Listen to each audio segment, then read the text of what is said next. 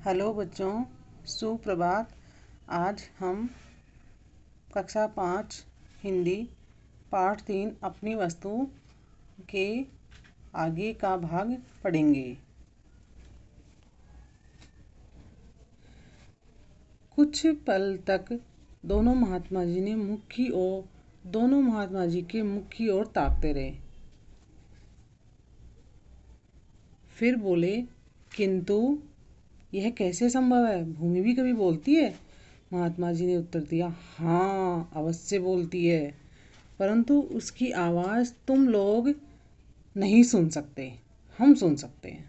महात्मा जी ने कहा कि भूमि बोलती है लेकिन उसकी आवाज़ तुम नहीं सुन सकते, हम सुन सकते। किंतु यह बताओ कि भूमि जो भी निर्णय देगी, क्या वह तुम दोनों को मान्य होगा? महात्मा जी ने कहा दोनों भाइयों से कि भूमि जो निर्णय देगी, क्या वह तुम दोनों को मान्य होगा? दोनों भाई इस बात पर राजी हो गए।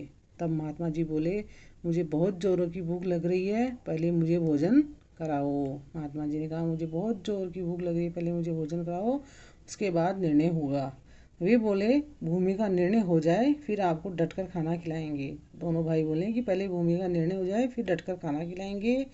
महात्मा जी ने कहा, भूमि का निर्णय तो हो ही जाएगा, वह कहीं भागे थोड़ी जा रहा है।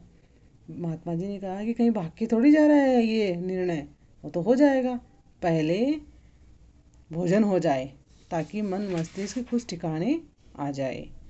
इसलिए तुम दोनों अपने घर से भोजन ले आओ, तब तक हम यहीं बैठे हैं। यह कहकर महात्मा जी एक पेड़ की छाँव में बैठ गए। दोनों भाई घर गए और अपने अपने घर से भोजन बनवाकर ले आए।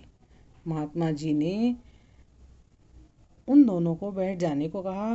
तत्पश्चात उन्होंने भोजन के 3 भाग किए और दोनों भाइयों को भोजन करने का आदेश देकर स्वयं भी भोजन करने लगे।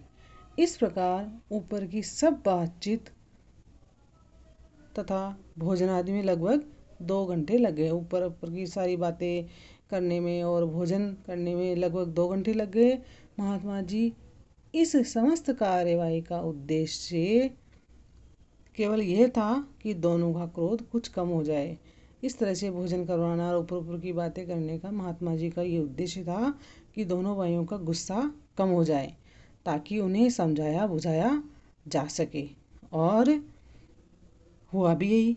वे दोनों भोजन से निवृत्त हुए तो काफ़ी शांत थे। उन्होंने महात्मा जी के चरणों में विनय की, महाराज, यह भूमि तो कुछ बोलेगी नहीं, इसलिए आप ही हमारा निर्णय कर दीजिए कि महाराज, ये भूमि तो कुछ नहीं बोलेगी, आप ही हमारा निर्णय कर दीजिए कि ये भूमि किसकी है।